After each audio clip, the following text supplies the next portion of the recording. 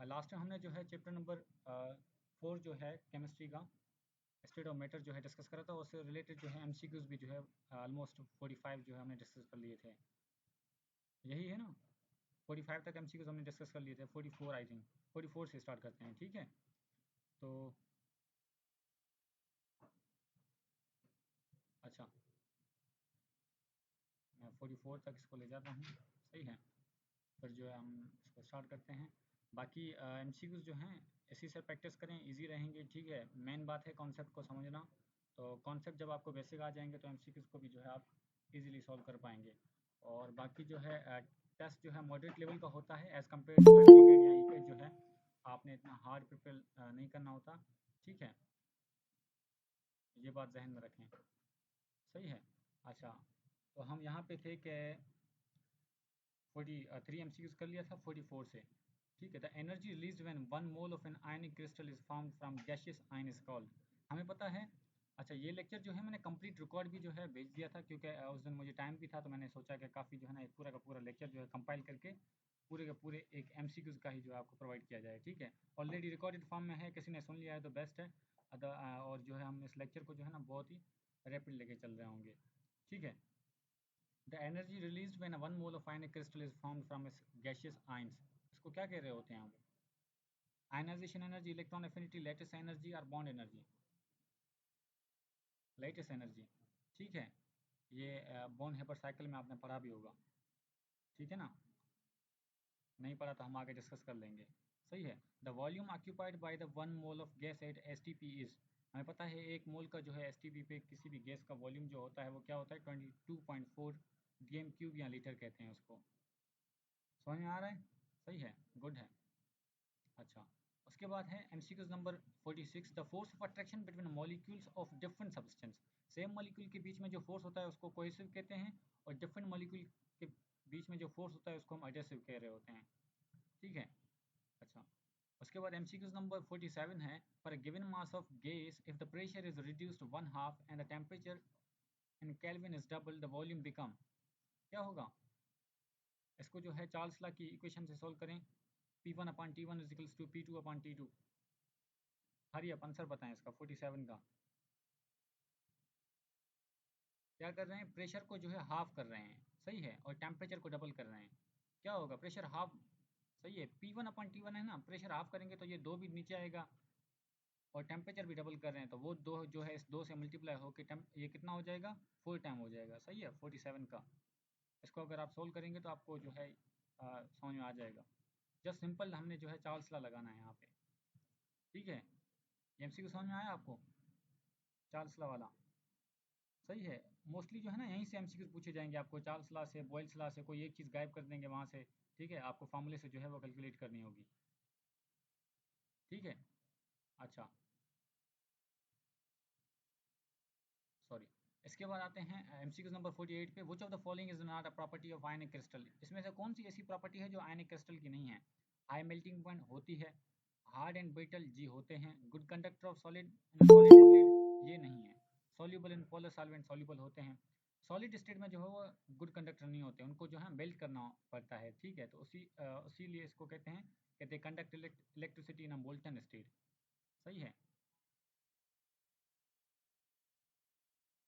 ठीक है जी।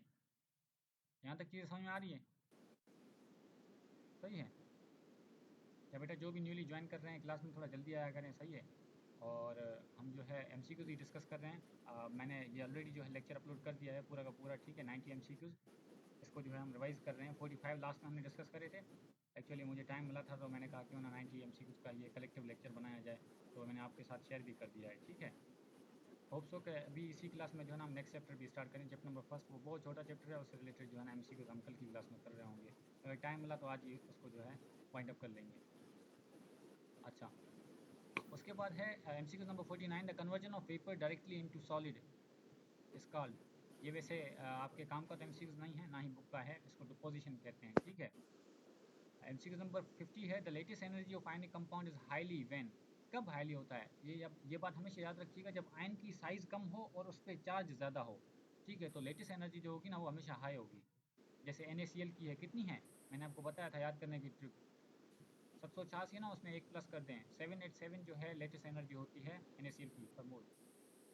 ठीक है, तो इसका सेकंड ऑप्शन सही है। आयन जो है स्मॉल होना चाहिए और चार्ज जो है उस पर बहुत होनी चाहिए, हाई होनी चाहिए। MCQ नंबर 51 है, the temperature at which solid and liquid state of substance को एग्जिस्ट। सॉलिड और लिक्विड दोनों को एग्जिस्ट करें। आपने कभी बर्फ़ को मेल्ट होते देखा है? सबने सबने देखा होगा, सही है। वहाँ पे क्या क्या हो रहा होता है, बर्फ़ सॉलिड में होती है और जो मेल्ट हो रहा होता है पानी, मतलब, ठीक है। तो ये, इसको हम क्या कहते हैं, मेल्टिंग कहते हैं ना, ठीक है। Option C is correct.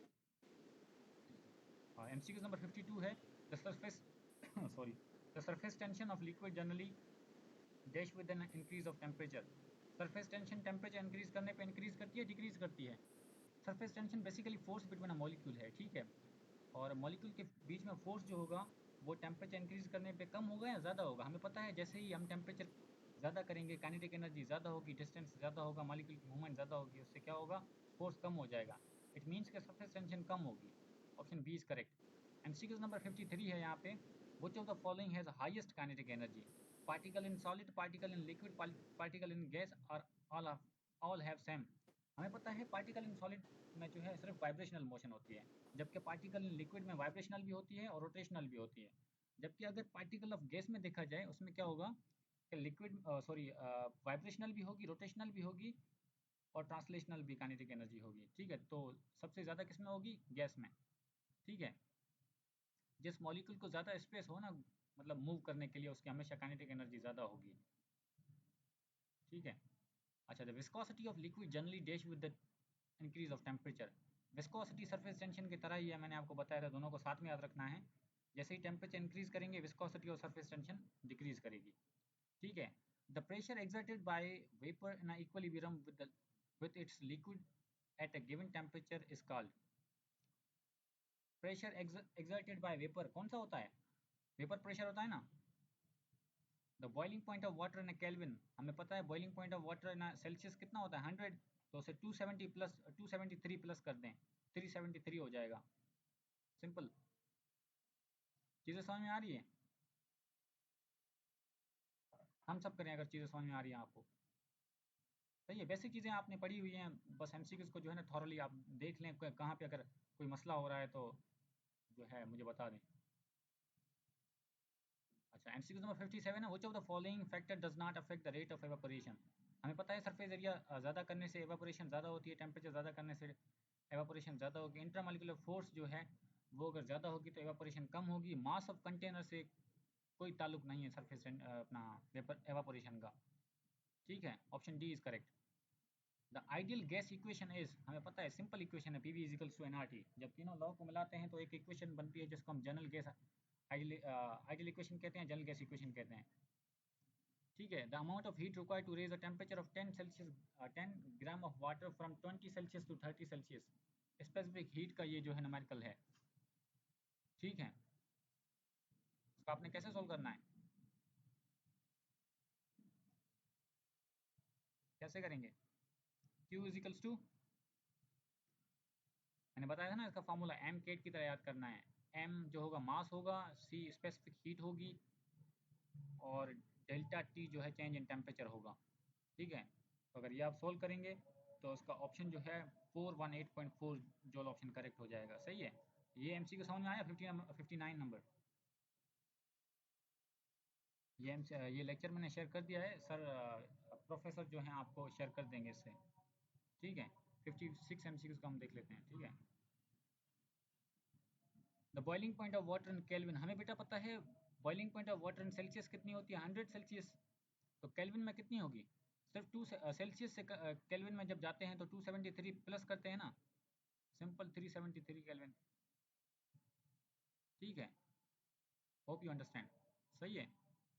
अच्छा, उसके बाद MCQ नंबर 59 हम कर रहे थे, ठीक है। इसमें आप फार्मूला लगाएंगे तो आपका जो आंसर आएगा वो बी आएगा, ठीक है। फार्मूला कौन सा लगाना है?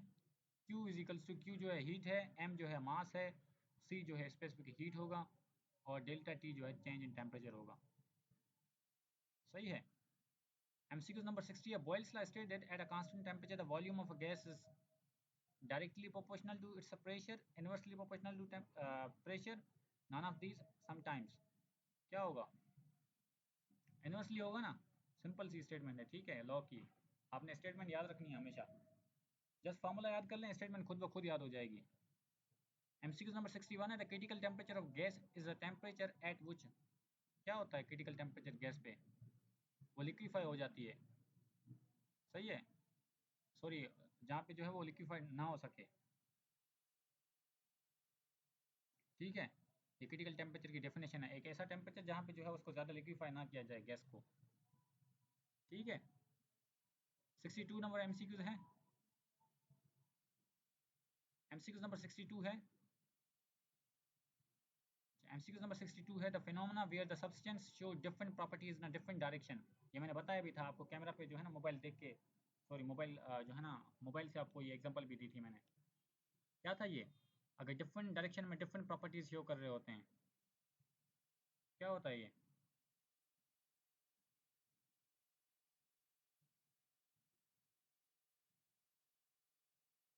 अगर कोई,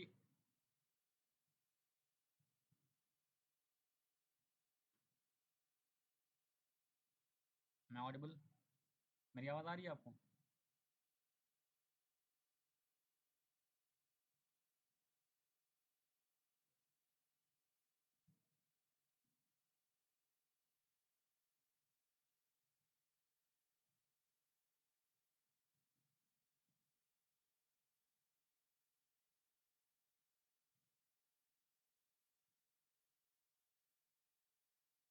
मेरी आवाज़ आ रही है आपको?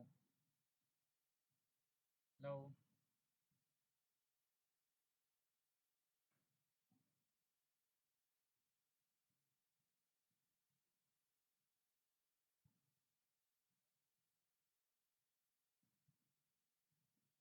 Sorry for disturbance, may be have a network error, सही है, इसको एनाइसोट्रॉपी कहते हैं।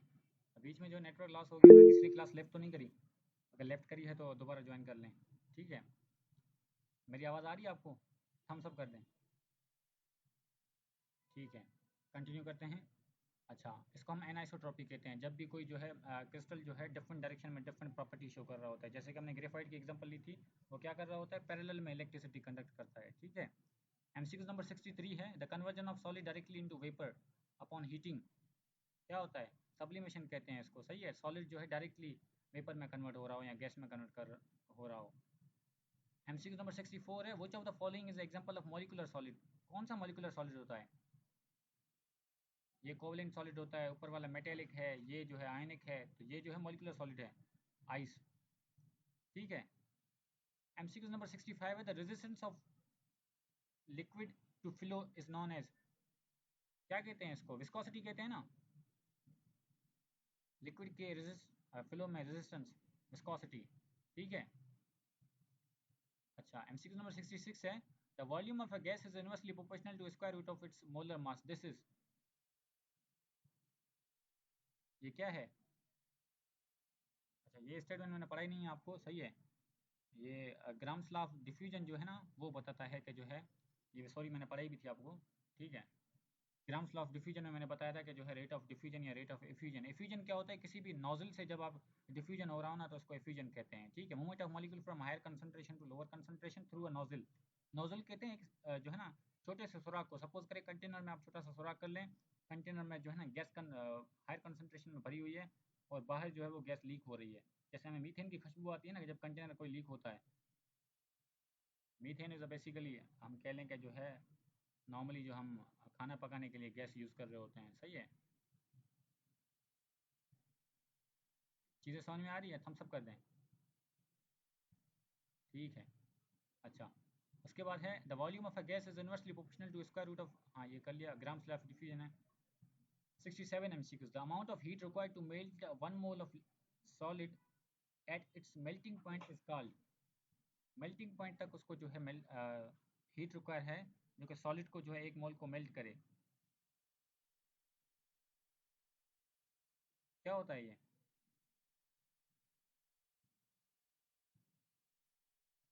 क्या कहते हैं इसको? लेटेंट हीट ऑफ फ्यूजन, सही है, मतलब अच्छा खासा याद कर रहे हैं, ठीक है ना, गुड। अच्छा, फ्यूजन बेसिकली होता ही है, ये देखें, जो है ना केमिस्ट्री लैब में क्या करा जाता है, किसी भी जो है ना, कभी कभार ये होता है कि कंपाउंड जो है ना आपके टेस्ट ट्यूब में डाल देते हैं, फिर जो है ना उसको फ्लेम पे रखते हैं। और इसमें ये नहीं होता कि जो है ना डायरेक्टली आप उसको हीट से कांटेक्ट करें, बीच में जो है उसको ट्यूब में, सॉरी आप कह लें कि जो है ना टेस्ट ट्यूब में डाला जाता है उस कंपाउंड को, फिर जो है उसको हीट से कांटेक्ट में लाके और उसको मेल्ट करा जाता है। ठीक है, उसको लेटेंट हीट ऑफ फ्यूजन कहते हैं। एमसीक्यू नंबर 68 है, which of the following have a highest rate of diffusion. जिसका गैस का मास कम होगा ना, उसका रेट ऑफ डिफ्यूजन हाईएस्ट होगा। रीजन क्या है, हमने पढ़ा था रिलेशन ये इनवर्स था, और मास जो है वो स्क्वायर रूट में था, ठीक है, अंडर रूट में था। ऐसा ही है ना, तो जिसका मास कम किसका है, हाइड्रोजन का। So hydrogen will diffuse faster than other gases, and second nitrogen, and then oxygen, and then carbon dioxide. ठीक है, तो ऐसा unit of viscosity pascal second जो होता है वो ऐसा ही यूनिट होता है इसका। ठीक है, उसके बाद है MCQ number 70, which of the following statement is true for gases, they have definite shape and volume, they are highly compressible, they have very strong intermolecular forces, the particle can vibrate only. ये जो statement है ना ये correct है, बाकी सारी जो है कोई लिक्विड के लिए, कोई गैस के लिए, सॉरी कोई सॉलिड के लिए। ठीक है, बाकी सारी सॉलिड के लिए वैसे, ठीक है, सिर्फ बी जो है ना ये गैस के लिए है। 71 MCQ, the density of water is maximum at 4 Celsius पे जो है ना डेंसिटी मैक्सिमम होती है, ये डिस्कस भी कर लिया हमने। The law state that the volume of a gas is directly proportional to number of moles. कौन सा लॉ है ये, एवोगैड्रोस लॉ है ना, कांस्टेंट प्रेशर और टेम्परेचर पे जो है आपका वॉल्यूम नंबर ऑफ मोल्स के डायरेक्टली प्रोपोर्शनल होता है। सही है, सिंपल सी चीज़ें हैं, याद करनी है, थॉरली बुक को पढ़ना है, कुछ भी नहीं है, बहुत ईजी है। ठीक है, डेली बेसिस पे बस इसमें कंसिस्टेंसी रखनी है आपको। चीज़ें क्लियर हैं यहाँ तक, हम सब करें। अच्छा जी, 73 नंबर एमसीक्यू से, the pressure of gas is caused bye, किससे काज होता है। हमने केएमटी काइनेटिक मॉलिक्यूलर थ्योरी जो कि साइंटिस्ट बर्नौली थे जिन्होंने दी थी, उन्होंने ये बताया था कि जो गैसेस का प्रेशर जो होता है, बेसिकली जो मॉलिक्यूल्स जो होते हैं ना वो कंटेनर की वॉल से टकरा रहे होते हैं, तब जो प्रेशर जनरेट होता है वो गैसेस का प्रेशर होता है, simple. The collision of gas molecule with the container of walls, ये स्टेटमेंट करेक्ट है। ठीक है, option number B. MCQ number 74 है, which of the following is a characteristic of amorphous solid. Sharp melting point नहीं, wide range होती है उनकी, ठीक है। लॉन्ग रेंज ऑर्डर नहीं, ठीक है। आइसोट्रॉपिक इन नेचर, हाँ आइसोट्रॉपिक होते हैं, ठीक है। डेफिनेट ज्योमेट्री नहीं होती अमॉर्फस सॉलिड की। आइसोट्रॉपिक नेचर मतलब ये होता है कि हर डायरेक्शन में जो है उनकी प्रॉपर्टी सेम होगी। अगर सपोज करें एक डायरेक्शन में जो है वो इलेक्ट्रिसिटी कंडक्ट नहीं कर रहे, तो पूरे के पूरी जो है ना कहीं भी अगर आप उसको इलेक्ट्रोड से या किसी बैटरी के टर्मिनल से कनेक्ट करेंगे तो वो कंडक्ट इलेक्ट्रिसिटी नहीं करेगा। ठीक है, एमसीक्यू नंबर 75 है, the coordination number in simple cubic letters. ये वैसे आपके एमसीक्यू काम का नहीं है, थोड़ा बहुत हार्ड है, ठीक है, लेकिन आप याद कर लें, ये 6 होता है। ठीक है, फॉर जस्ट कभी कभार कुछ एमसीक्यूज ऐसे होते हैं, सपोज करें आपके पास टाइम नहीं होता कि उसको जो है ना कॉन्सेप्टली इस टॉपिक को भी दोबारा पढ़ा जाए, जैसे 2 महीने में मतलब पूरा बुक जो है एक एक टॉपिक जो है उस चीज़ का, एक एक ग्राफ जो है उस एक चीज़ का जो है ना कंटेनर बना के चीज़ें समझाई नहीं जा सकती। और आप फिर ये कर सकते हैं उसको थ्योरेटिकली जो है ना एज ए की पॉइंट लिख के आप उसको याद कर सकते हैं। ठीक है, तो ये पॉइंट एज ए की पॉइंट लिख लें। ठीक है, चीज़ें समझ में आ रही हैं।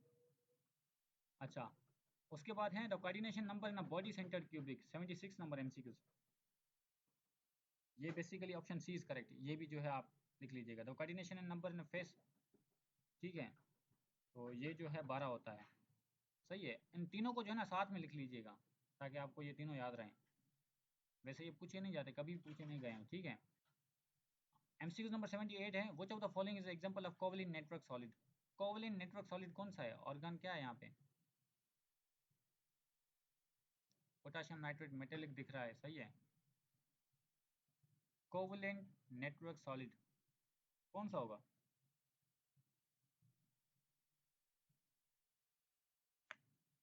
सिंपल देखें, आर्गन क्या है, इनर्ट गैस है, लंदन डिस्पर्जन फोर्स होगी इसमें। ठीक है, उसके बाद सुक्रोज क्या है, मोलिकुलर है। ठीक है, तो कोवलेंट बाकी कौन सा बचता है, पोटाशियम में मेटल आ गया, सिर्फ बी बचता है, क्वार्ट्ज। कभी कभार ऐसा होगा कि आपने जो है ना सपोज करें आंसर नहीं आ रहा होगा ना, तो फिर दूसरों को जो है ना देखें, चीज़ें मतलब ऐसे सॉर्ट आउट करनी है। 50% MCQs कैसे डील करने हैं आपने, सपोज करें 2 ऑप्शन आपको पता है कि ये तो नहीं हो सकते, फिर 50-50 लगा लें, सही है। तो MCQs करने के भी जो है ना तरीके होते हैं, तुक्का मारना है लेकिन लॉजिक से मारना है, ठीक है। वैसे मारने की ज़रूरत नहीं पड़ेगी, ठीक है, चीज़ें हम बहुत क्लियरली कर रहे हैं। अच्छा, उसके बाद 79 MCQs, the ability of metal to drawn and to wires. इसको क्या कहते हैं हम, कि एक मेटल से जो है ना आप वायर भी बना सकते हैं, इसको हम कहते हैं डक्टाइलिटी, ठीक है, ऑप्शन बी। और अगर मेटल से जो है ना शीट बनाई जाए तो उसको क्या कहते हैं, मेलिएबिलिटी। ये दोनों चीज़ें साथ में लिख लें, याद रहेंगी, सही है। उसके बाद MCQ नंबर 81 है, विच of the following has a lowest boiling point. कौन सा होगा जिसमें लोएस्ट बॉइलिंग पॉइंट होगी। वैसे मॉलिक्यूलर, सबसे पहले जो है ना आपने क्या देखना है, मॉलिक्यूलर मास देखना है। जिसका मॉलिक्यूलर मास हमेशा हाई होगा उसकी बॉइलिंग पॉइंट हाई होगी। ये ऑर्गेनिक के लिए भी याद रख लें, फ्यूचर में बहुत काम आने वाला है आपके, ठीक है। कुछ सिंपल चीज़ें होंगी जो कि आपको जो है ना बार बार बताएंगे नहीं, आपने चीज़ें जो है ना पिक करके याद करनी है। ये बेसिकली 9th मेट्रिक के ही जो है ना बेसिक कॉन्सेप्ट हैं, ठीक है। आपने यहाँ पे देख लें, HBr का जो है ना मॉलिक्यूलर मास बहुत हाई होता है, HI का भी जो है मॉलिक्यूलर मास बहुत हाई होता है, सो इनकी तो बॉइलिंग पॉइंट हाई होगी ही। अब इन दोनों में कंपेयर करें, HCl और HF में हमें पता है फ्लोरीन जो है ना वो एटम है FON, आपको अगर याद हो, फ्लोरीन ऑक्सीजन नाइट्रोजन, ये करता है, ये जो है ना हाइड्रोजन बॉन्डिंग करते हैं, ठीक है। तो इनमें क्या होगा कि मेल्टिंग बॉइलिंग पॉइंट हाई होगी, तो रह बाकी कौन सा ऑप्शन जाता है, HCl, ठीक है। वैसे अगर हाइड्रोजन बॉन्डिंग HF में ना होती हो ना, मतलब ना होती, तो HF जो है लोएस्ट बॉइलिंग पॉइंट होता, लेकिन due to boil hydrogen bonding जो है HF में बॉइलिंग पॉइंट हाई होती है एज कम्पेयर टू HCl। बाकी इन दो में जो है हाई इनके लिए इसलिए होती है क्योंकि इनका मॉलिक्यूलर मास जो है हाई होता है, ठीक है। ये चीज़ें क्लियर हैं। हाइड्रोजन बॉन्ड किस में होती है, ये चीज़ें याद रखना आपने, सही है। 3 एलिमेंट FON, फोन से, सही है ना, फ्लोरीन ऑक्सीजन नाइट्रोजन, ठीक है। Most electronegative atom periodic table में फ्लोरीन है, मोस्ट इलेक्ट्रोपॉजिटिव कौन सा होगा, सीजियम, ठीक है। ये पीरियोडिक टेबल भी आपको मैं अच्छे से याद करवा दूंगा, टेंशन ना लेना। ऑर्गेनिक केमिस्ट्री जब स्टार्ट करेंगे एक ही लेक्चर में जो है चीज़ें सारी कवर कर दूंगा मैं आपको, ठीक है। The standard temperature of gas STP क्या होता है, 0 सेल्सियस एंड 1 ATM। वैसे सिर्फ यहाँ पे टेम्परेचर का पूछा है, तो 0 सेल्सियस केल्विन में कितने के इक्वल होगा, 273 प्लस कर दें, ये रहा, सिंपल, ठीक है। MCQ number 83, the standard pressure of gas law is. STP पे प्रेशर कौन सा स्टैंडर्ड होता है, 1 ATM, 760 mmHg, या फिर 101.32 किलो पास्कल। सारे के सारे जो है एक दूसरे में कन्वर्टेबल हैं, तो इक्वल हैं, ठीक है। All of these option is correct. पहले सब ऑप्शन पढ़ने हैं आपने, जल्दबाजी नहीं करनी, ठीक है। जल्दी का काम किसका होता है, शैतान का होता है, सही है ना, और हम इंसान हैं। अच्छा, MCQ नंबर 84 है, the amount of heat required to raise the temperature of 1 gram of substance by 1 Celsius is known as. क्या कहते हैं इसको,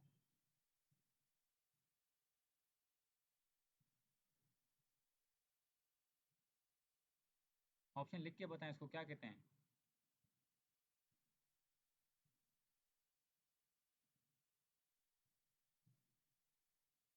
स्पेसिफिक हीट कैपेसिटी, ठीक है। अच्छा, उसके बाद है 85, the boiling point of liquid can be defined as a temperature at which vapour pressure become equals to external pressure,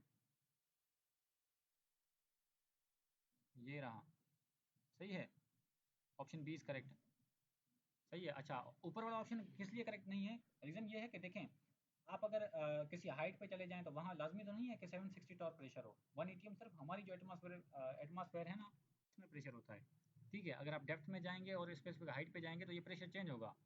तो बॉइलिंग पॉइंट की जो डेफिनेशन वो ये है कि आपका जो वेपर प्रेशर है वो जो है एटमॉस्फेरिक प्रेशर के इक्वल हो जाए, बस, ठीक है। अच्छा, MCQ नंबर 86 है, a solid has a no definite melting point and soften over a range of temperature is most likely amorphous solid होता है। हमें पता है क्रिस्टलाइन सॉलिड की शार्प मेल्टिंग पॉइंट होती है, ठीक है, आयनिक की भी शार्प होती है, मेटेलिक की भी, ठीक है। The conversion of liquid into gas below it's boiling point, evaporation होता है, ठीक है। देखो बॉइलिंग पॉइंट से पीछे जो है किसी लिक्विड को आप वेपर में चेंज कर रहे हो या गैस में चेंज कर रहे हो, सही है। और बॉइलिंग पॉइंट पे अगर आप किसी चीज़ को वेपर में चेंज कर रहे हो तो उसको हम कहेंगे वेपराइजेशन। अच्छा, the conversion of liquid into gas it's boiling point. Liquid को जो है आप गैस में कन्वर्ट कर रहे हैं बॉइलिंग पॉइंट पर, तो ये वेपराइजेशन कहलाएगा। वेपराइजेशन और बॉइलिंग भी ठीक है, both A and B option correct है। अच्छा, एमसीक्यू नंबर 89 है, the square root the square sorry the root mean square speed of a gas is inversely proportional to. किसके होता है रूट मीन स्क्वायर वेलोसिटी?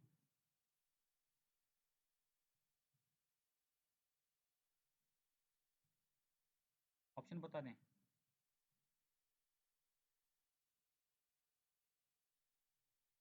और कोई? एब्सोल्यूट टेम्परेचर ऑप्शन गलत है वैसे। और कोई?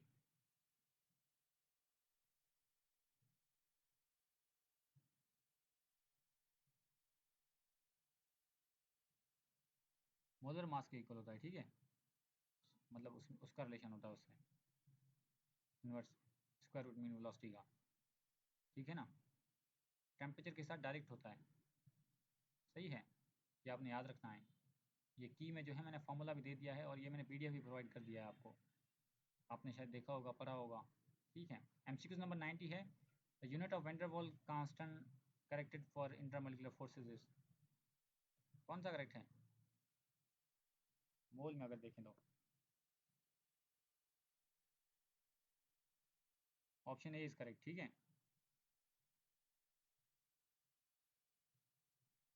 सही है। और दूसरी क्लास से स्टार्ट करें? वैसे आधा घंटा पूरा रह गया, हम स्टैचियोमेट्री स्टार्ट करते हैं, क्या कहते हैं, स्टैचियोमेट्री स्टार्ट करें? एमसीक्यूज आपको समझ में आए होंगे, सही है, करें ना स्टैचियोमेट्री स्टार्ट? ठीक है जी, स्टैचियोमेट्री स्टार्ट करते हैं, सही है।